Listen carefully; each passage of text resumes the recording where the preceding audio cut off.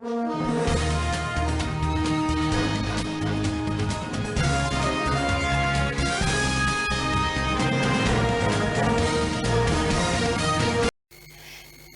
la grande édition du soir. Mesdames et messieurs, bonsoir. Bienvenue dans ce journal. Voici les titres de cette édition.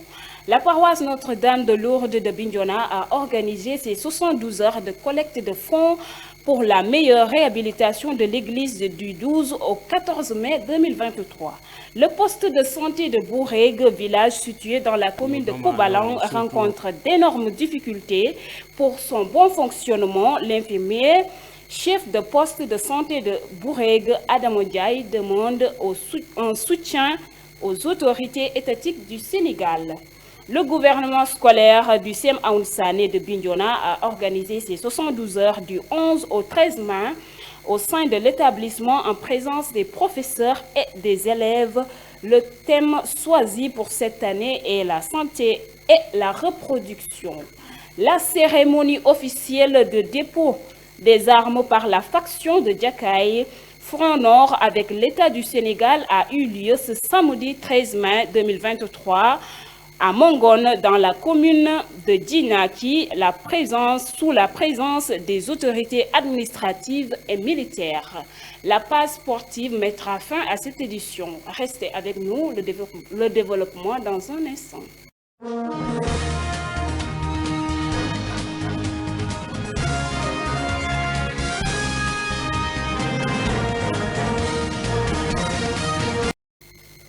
Bonsoir et bienvenue dans cette édition. Comme je vous le disais dans les titres, la paroisse Notre-Dame de Lourdes de Bignona a organisé ses 72 heures de collecte de fonds pour la meilleure réhabilitation des travaux du 12 au 14 mai 2023 au sein de l'église. Ces riches journées sont parrainées par M.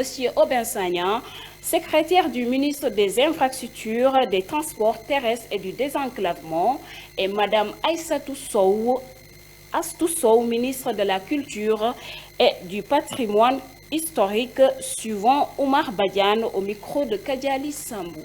Oumar Badiane, le représentant du ministre de la Culture et Patrimoine historique, n'a pas manqué de résister ses engagements pris par Aliou Sow. Le professeur Aliou Sow devait lui-même se présenter à cette tribune pour livrer son message, dire sa joie d'être associé à cette importante manifestation qui polarise toute la communauté du département et au-delà, parce que la famille ou les familles qui constituent cette paroisse sont aussi très larges, très diverses et dépassent de loin le seul cadre de la famille catholique. C'est ce que j'ai vécu ici. J'ai eu à participer à plusieurs éditions de cette fête paroissiale et je puis témoigner de sa diversité, de l'esprit d'ouverture qui caractérise cette manifestation. Il m'a délégué, en compagnie du directeur de la cinématographie, M. Germain Colli, un fils du terroir, du département et de la commune de Bignona notamment, pour venir le représenter, dire à son nom sa joie, son engagement à accompagner cette activité, apporter son soutien à l'activité et réaffirmer son engagement pris dans son bureau quand une délégation de la paroisse a été le voir pour solliciter l'intervention du ministère de la Culture pour la réhabilitation de certains espaces de la paroisse. Pour un coût évalué autour de 20 millions, il s'est tout de suite engagé à le faire dans un contexte où il doit opérer par une ingénierie laborieuse, réajuster, réhabiliter à l'intérieur du système ministériel pour pouvoir le faire. Il a affirmé que le ministre de la Culture et du Patrimoine historique sera à Bignona pour que les travaux puissent démarrer. Il avait souhaité le faire hier vendredi, il n'a pas pu le faire. Il a donc décidé de venir lui-même, après cette manifestation à Bignona, ici à la paroisse, procéder à la cérémonie de lancement des travaux pour réaffirmer son engagement que ce qu'il dit, qu'il va le faire, qu'il ne s'agit pas en tout cas vraiment d'un simple engagement, mais que c'est une réalité. C'est quelque chose qu'il va faire, c'est un engagement ferme. Le ministre Aliou Sow nous charge de vous remercier, monsieur le curé, de remercier le conseil qui vous accompagne, de remercier tous les membres de la paroisse. Il nous charge de vous remercier pour la place faite à l'État à l'occasion de toutes les manifestations de la paroisse, et c'est un témoignage qu'il élargit à toute la communauté catholique du Sénégal. Le curé Abbé Diadiar livre ses sentiments de satisfaction par rapport à ces 72 heures organisées, mais il reste optimiste par rapport à l'engagement pris par le ministre Aliou Sow. Voilà, nous comptons déjà collecter des fonds, et puis avec l'aide des autorités qui nous ont promis de faire quelque chose, au plus tard l'année prochaine, les choses vont bien avancer. Et la mission catholique de Bignona, Notre-Dame de Lourdes, va changer de visage. Grand merci aux autorités. Les autorités nous ont toujours répondu favorablement, présentes, que ce soit les autorités locales, la mairie ou au niveau central. Vraiment, je salue l'attention que nos autorités accordent à notre paroisse, comme elles le font pour toutes les confessions qui existent dans notre cher pays. Le Sénégal est un beau pays, quelles que soient les difficultés inhérentes et qui existent d'ailleurs dans tous les pays.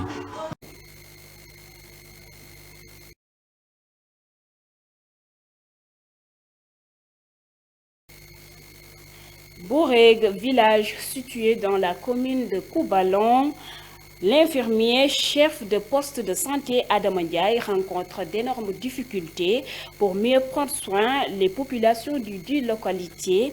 Il est revenu sur les principales difficultés qu'il rencontre et lance un appel solennel aux autorités étatiques pour que le travail puisse se faire dans de bonnes conditions, suivant le reportage de Kadiali Sambou.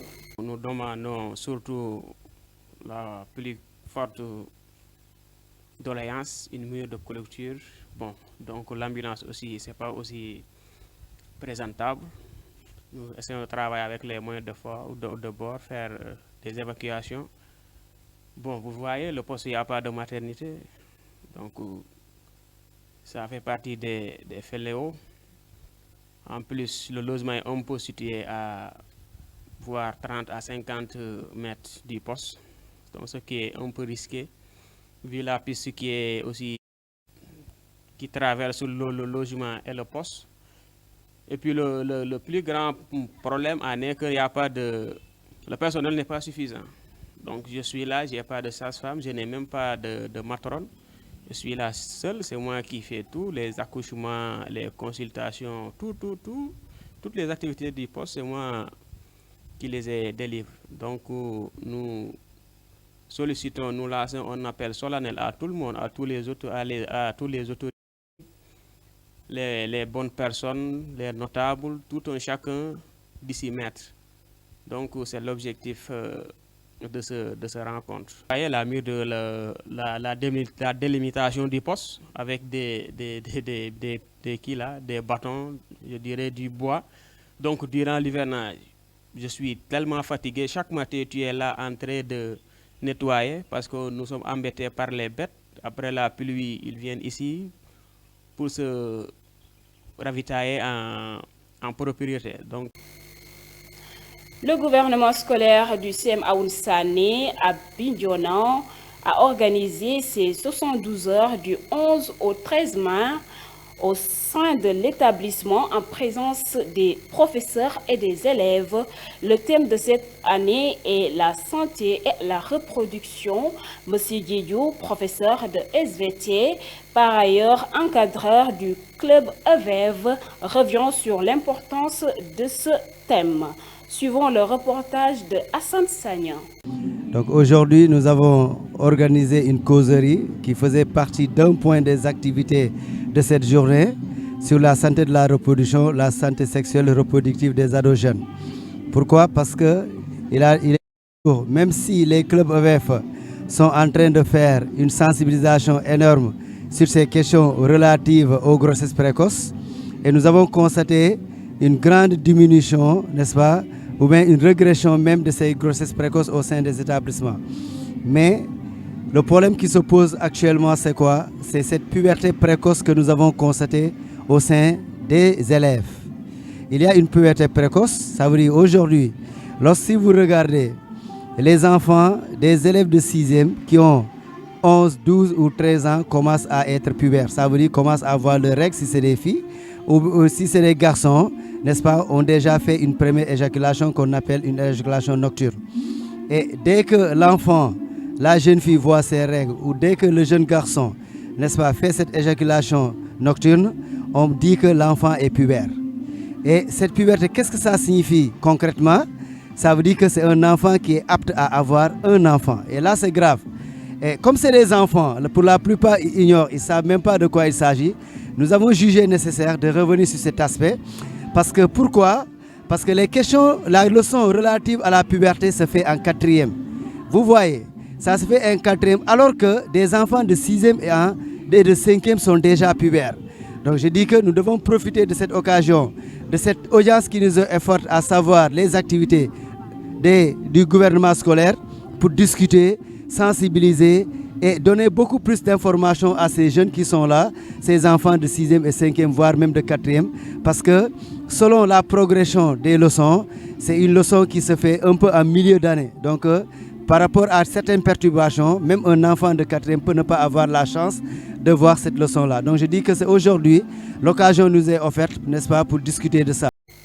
La cérémonie officielle de dépôt des armes par la faction de Diakaye, Front Nord avec l'État du Sénégal, a eu lieu ce samedi 13 mai 2023 à Mongone, dans la commune de Dignaki, sous la présence des autorités administratives et militaires. Reportage signé Baradiédiou.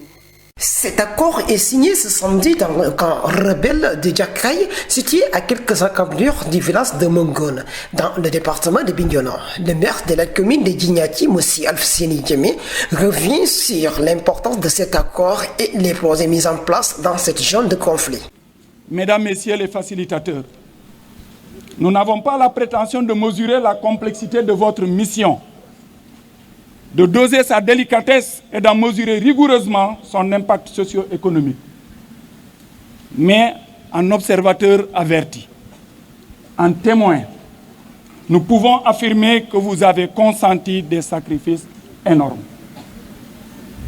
Parfois, vous avez frôlé des situations dangereuses qu'un Diola seulement pouvait oser endurer.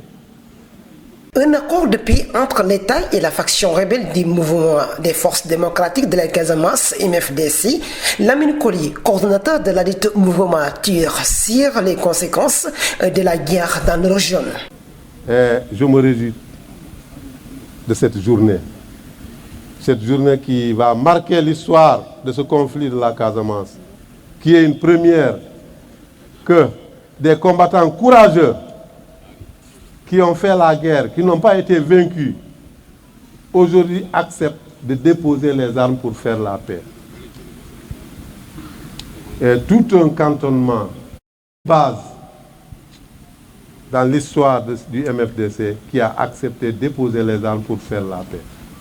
Je salue ce courage et je demanderai à tout bon fils de la Casamance d'encourager ce processus.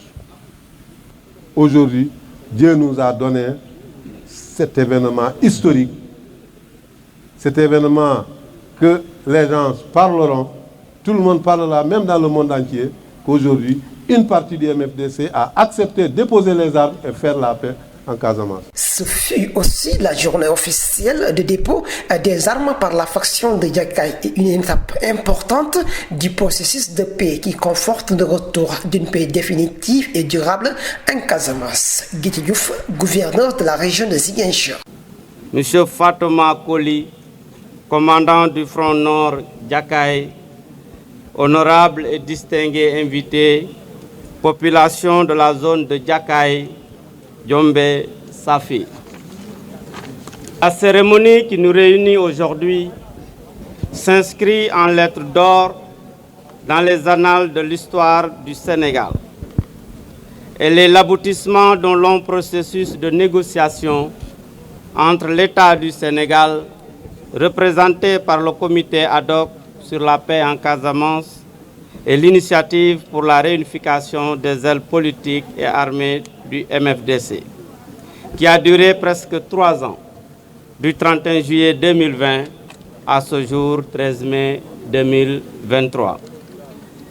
Ces négociations ont été menées de main de maître dans la plus grande discrétion par des hommes et des femmes engagés et épris de paix. À présent, la page sportive, c'est l'affaire de Hassan Sagnan.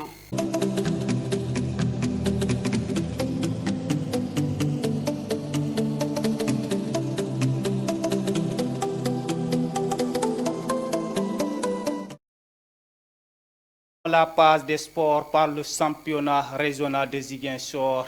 FC Bignona ont été battus par l'équipe de l'ASC Badiana sur la plus petite marque. Le match s'est joué hier soir au stade de Badiana pour le compte des quarts de finale du championnat régional de Ziguinchor de football. Cette nouvelle victoire permet les Verts et Blancs d'assurer le ticket qualificatif pour les demi-finales du championnat régional. Poursuivons la page des sports par la Fédération sénégalaise de basket, 2e division. Bignona Basket et Samaï a perdu en aller face à Nema de Ziguinchor avec une large score 59-26 au stade Aline Situé Diatta de Ziguinchor. Terminons la page des sports par le championnat national 1 féminine du Sénégal. Les Gazelles ont arraché 3 points par forfait contre ISPA de Parcelles des Assainies de Dakar. C'était le dimanche dernier au stade départemental de Bignona.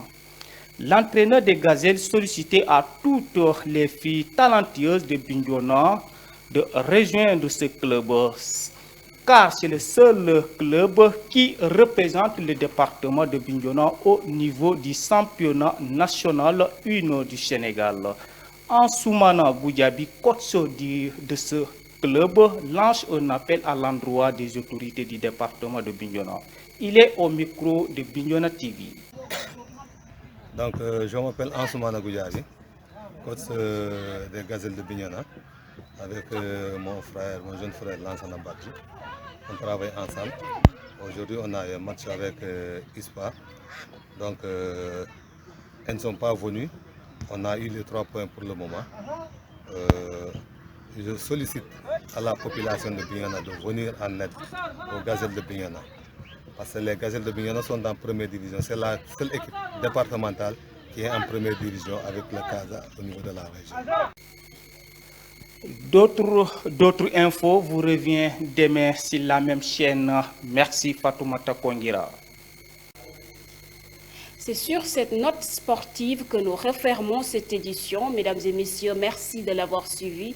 Merci de votre fidélité. Excellente suite de programmes sur votre télévision digitale. N'oubliez surtout pas de vous abonner sur nos différentes plateformes Facebook, Instagram, YouTube et Twitter. Merci et à la prochaine.